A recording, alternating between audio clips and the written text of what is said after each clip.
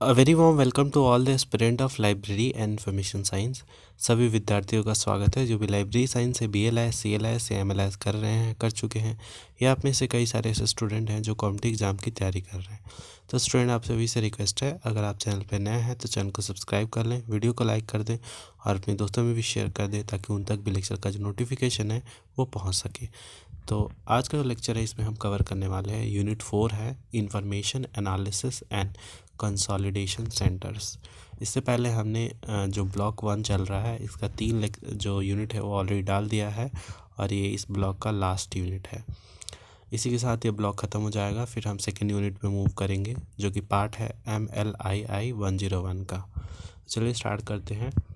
तो अगर इसको एग्ज़ाम पर्सपेक्टिव से अगर मैं मतलब एक ओवरऑल आपको मतलब यहाँ पे एनालिसिस बताऊँ तो ये जो यूनिट है ये एक तरह से इम्पॉर्टेंट है।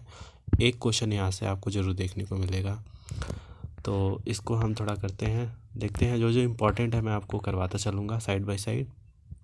तो सबसे पहले आप कोई भी चैप्टर पढ़ें तो उसका ऑब्जेक्टिव ज़रूर पढ़ें, क्योंकि उससे एक आपको ओवरऑल आइडिया लग जाता है किस तरीके से जो आपको अंडरस्टैंडिंग अंदर आपको मिलने वाली है, किस टॉपिक पे आप मतलब स्टडी करने वाले हैं। तो इसको पढ़ने के बाद आपको डिस्क्राइब कर पाएंगे concept of information analysis and consolidation, definitely, क्योंकि ये हेडिंग है हमारा तो ये तो हमें जानना ही है। Explain the need of information analysis and consolidation, इसकी ज़रूरत क्यों पड़ी। Process involve in information analysis and consolidation, इसमें कौन कौन से प्रोसेस है और डिफरेंट इंफॉर्मेशन एनालिसिस सेंटर जिसके product for different level of user के लिए है वो सब जान पाएंगे। फिर know the activity and product of information analysis centre, इसके डिफरेंट प्रोडक्ट और एक्टिविटीज़ के बारे में जान पाएंगे। और gate acquainted with information analysis and consolidation activity performed by some of the research and development center, जो रिसर्च एंड डेवलपमेंट सेंटर जो एक्टिविटीज़ परफॉर्म करते हैं इंफॉर्मेशन एनालिसिस के, वो भी आप जान पाएंगे। Information centre and provide organisation in India, और जो भी प्राइवेट ऑर्गेनाइजेशन है इंडिया में उसके बारे में भी आप जान पाएंगे। अब थोड़ा सा इंट्रोडक्शन भी देख लेते हैं। You have studies the activities and the services of information centre, definitely हमने इंफॉर्मेशन सेंटर के स्टडीज़ और एक्टिविटीज़ हमने यूनिट 2 में पढ़ा था। तो अब इसमें अब most of the information centre offer 2 functional level of services, 2 functional level के सर्विसेज जो है ज़्यादातर जो इंफॉर्मेशन सेंटर है वो प्रोवाइड करते हैं।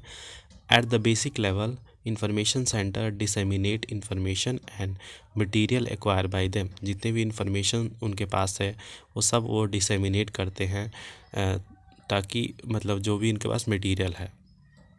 आंसर टेक्निकल रेफरेंस क्वेरीज, जो टेक्निकल रेफरेंस क्वेरीज है उसके आंसर देते हैं। Direct users in need of detail information, जो भी डायरेक्ट यूज़र्स हैं उनको डिटेल इन्फॉर्मेशन प्रोवाइड करना फॉर रिसर्च पर्पस के लिए। उसके अलावा यहाँ पे एट द इंटरमीडिएट लेवल, अब इंटरमीडिएट लेवल में ये क्या मतलब चीज़ें करते हैं। Information centre offer complex literature search in specific subject field, complex literature search provide करते हैं एक पर्टिकुलर फील्ड में। Carry out retrospective search, retrospective के बारे में हमने पढ़ा था, वो क्या होता है आप कमेंट बॉक्स में ज़रूर करें। तो इससे रिलेटेड सर्च प्रोवाइड करते हैं। Bibliographic product, current awareness services हो गया, सेलेक्टिव डिसेमिनेशन ऑफ इंफॉर्मेशन हो गया। तो इस तरीके के जो मतलब सर्विसेज है ये यूज़र को प्रोवाइड किया जाता है। अब देखते हैं इसमें जो हमारा अगला हेडिंग है वो है genesis of information analysis and consolidation centers.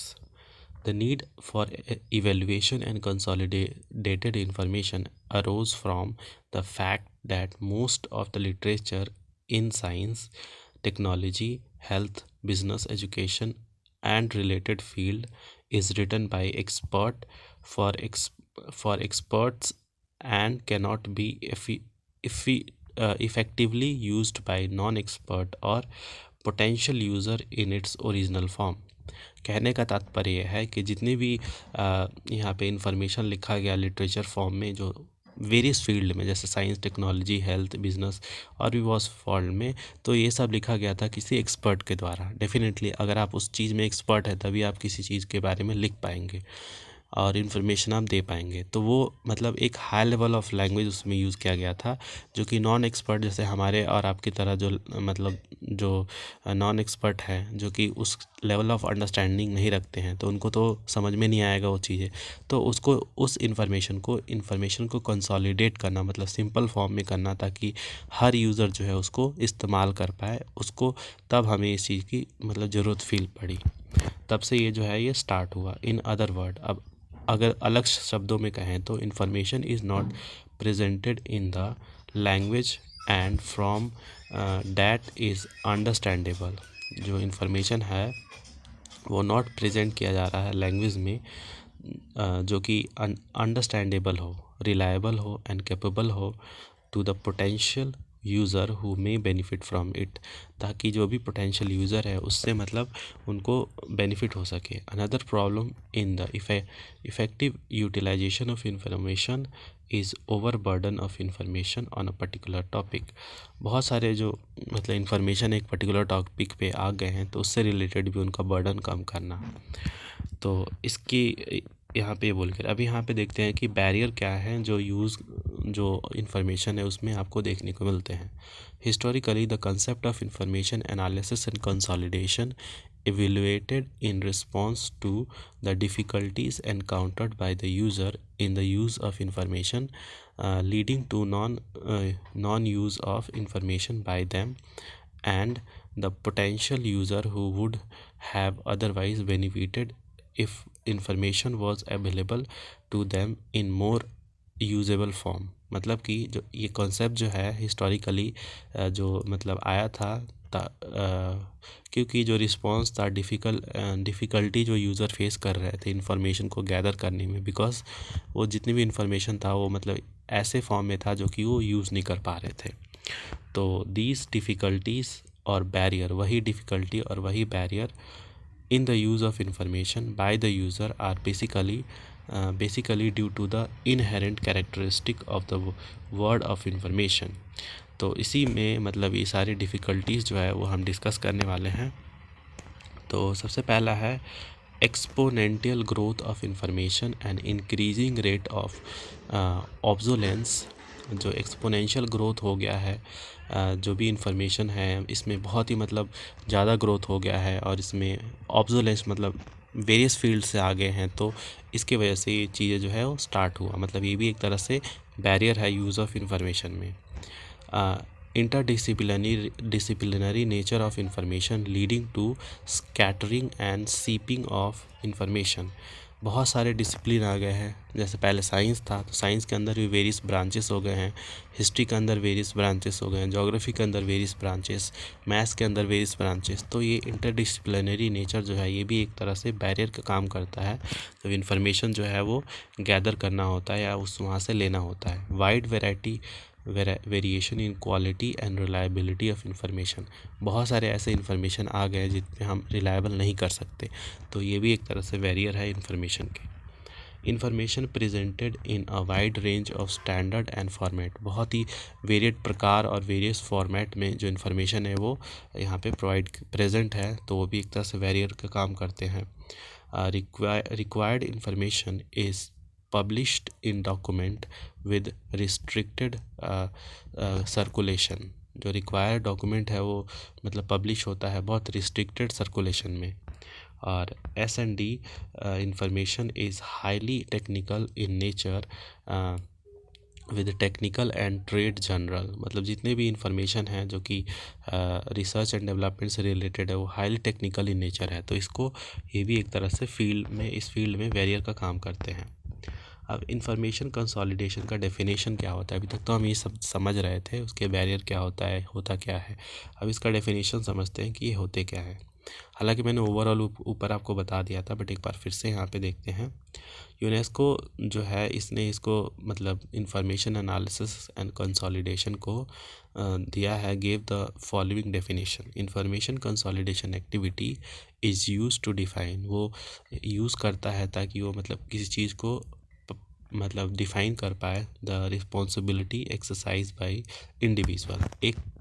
एक व्यक्ति जो रिस्पॉन्सिबिलिटी यहाँ पे लेता है डिपार्टमेंट और ऑर्गेनाइजेशन, या कोई डिपार्टमेंट है ऑर्गेनाइजेशन है, for evaluating and compressing relevant document in order to provide define user group.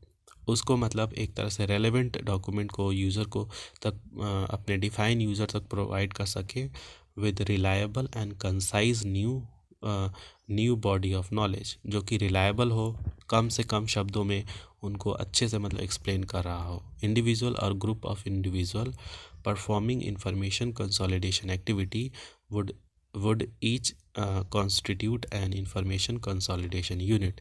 जो व्यक्ति, चाहे वो इंडिविजुअल हो चाहे ग्रुप हो, जो इस एक्टिविटी को परफॉर्म करता है उसको हम बोल सकते हैं इंफॉर्मेशन कंसोलिडेशन यूनिट। तो ये इसका मतलब होता है। और भी वेरियस यहाँ पे डेफिनेशन दिए गए हैं, आप चाहें तो इनको पढ़ सकते हैं। तो अब इसके बाद यहाँ पे देखते हैं ऑब्जेक्टिव ऑफ इंफॉर्मेशन कंसोलिडेशन। इसके ऑब्जेक्टिव क्या हैं? The basic objective of information consolidation can be enumerated as follows. तो पहला है to increase the effectiveness of information transfer to the target group. जो भी हमारे पास इंफॉर्मेशन अवेलेबल है उसको इफ़ेक्टिव यूज़ में लाएं ताकि वो ट्रांसफ़र हो सके हमारे ऑडियंस तक, हमारे जो यूज़र है वहाँ तक। To make the required information reach larger audience. जितनी भी इंफॉर्मेशन प्रेजेंट है उसको ज़्यादा से ज़्यादा यूज़र तक पहुंचाना इन एक्सेसिबल एंड अनएबल फॉर्म, ताकि उनको मतलब वहाँ तक पहुँचाया जा सके। और जो थर्ड है, लास्ट पॉइंट है, वो है to encourage more intensive use of information in wide range of development activities. और इनकरेज कर सके ताकि ज़्यादा से ज़्यादा इंफॉर्मेशन का यूज़ हो सके और डेवलपमेंट एक्टिविटीज़ में। तो ये था इसका यहाँ पे ऑब्जेक्टिव ऑफ इंफॉर्मेशन कंसोलिडेशन। अब users of information analysis and consolidation products के बारे में देखते हैं। तो different IAC product serve different distinct activity of user group. मतलब अलग अलग प्रकार के जो एक यहाँ पे जो सर्व करते हैं प्रोडक्ट, वो अलग अलग यूज़र को, ग्रुप को बेनिफिट करते हैं।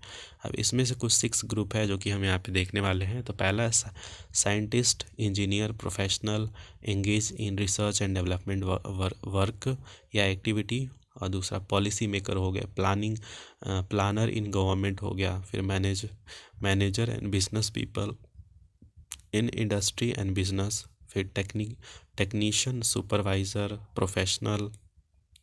Para professional working in government department या इंडस्ट्री या अदर बिजनेस में काम कर रहे हैं, उनको भी ज़रूरत पड़ती है। फिर communication intermediaries such as extension worker, teacher हो गए, कम्युनिकेशन केटिंग विद न्यू टेक्नोलॉजी और practice to generate general public. और लास्ट जो है वो जनरल पब्लिक हो गए, जो कि इंक्लूड करते हैं both rural and urban population. तो इनके लिए, इनको एजुकेट करने के लिए सारी जो चीज़ें हैं स्टार्ट होती है। Education level of this group varies from highly educated to illiterate group. Definitely वही बताया है कि इनमें से कई सारे हाईली एजुकेटेड है और कई सारे जो है मतलब इलिटरेट ग्रुप भी है। अब इसमें प्रोसेस है जो कि इंफॉर्मेशन एनालिसिस एंड कंसोलिडेशन में, जो कि देखते हैं इसमें कौन से प्रोसेस है। The basic process involve in information analysis and consolidation are study of potential user to find their information need. जो भी हमारे यूज़र है उनको स्टडी करना और उनकी ज़रूरतों को ध्यान में रखना। फिर है selection of relevant information source. जितने भी रिलेवेंट इंफॉर्मेशन सोर्स है उसको सेलेक्ट करना। Both primary as well as secondary information source, दोनों प्रकार के प्राइमरी और सेकेंडरी भी, containing the most useful information for the given user. हमारे यूज़र के लिए ज़्यादा से ज़्यादा इंफॉर्मेशन जिसमें हो। फिर evaluation of information contained in their source for its merits, validity and reliability. जितनी भी इंफॉर्मेशन है उसको इवेलुएट करना। उसके अलावा analysis of information to identify and extract most salient feature. जो इंफॉर्मेशन है उसको एनालाइज करना, आइडेंटिफाई करना, ताकि उसमें से जो कोर जो फीचर है वो हमें मतलब पता हो सके। फिर restricting the analysis and extracting information as a new whole. मतलब कि अगर ज़रूरत पड़े तो रिस्ट्रिक्ट करना, एनालिसिस करना, एक्सट्रैक्ट करना इंफॉर्मेशन को, which differ from original presentation and can be used most effectively and efficiently by the user, जो कि ज़्यादा से ज़्यादा इफ़ेक्टिवली और एफिशिएंटली यूज़ हो सके यूज़र के द्वारा। फिर है 6 है यहाँ पे packaging and repackaging of restructure information in the form that will increase its use. जो भी हमारे पास इंफॉर्मेशन है उसके पैकेजिंग एंड रीपैकेजिंग करें ताकि उसका यूज़ हो सके, उसकी यूज़ जो है वो बढ़ाई जा सके। फिर diffusion and dissemination of information, जो इन्फॉर्मेशन है उसको डिफ्यूज़न और डिसेमिनेशन के द्वारा information in way that will encourage and promote its use. मतलब at the end of the day सबका काम यही है कि उसका यूज़ जो है उसको प्रमोट करना। और लास्ट में feedback from the user and improve the product based on the feedback, जो भी फीडबैक मिल रहा है उसके अकॉर्डिंग अपने जो प्रोडक्ट है उसको इम्प्रूव करना, उसकी क्वालिटी को बढ़ाना। अब यहाँ पे इस पूरे को प्रोसेस को जो है फिगर में बताया गया है, तो एक बार आप इसको देखें और देखें लास्ट में यहाँ पे इवेल्युएशन आता है, डिसेमिनेशन आता है, यूज़र स्टडी सेंटर, जो कि ऊपर मैंने सारी चीज़ें जो है वो पढ़ाई है। इवेल्युएशन में क्या मैंने बताया था आपको, प्राइमरी और सेकेंडरी सोर्स ऑफ इंफॉर्मेशन लिया जाता है। डिसेमिनेशन में क्या होता है, प्रॉब्लम्स होती हैं, डिस्कशन होती है, यूज़र्स होता है। तो इस तरीके से पूरा यहाँ पे बताया गया है।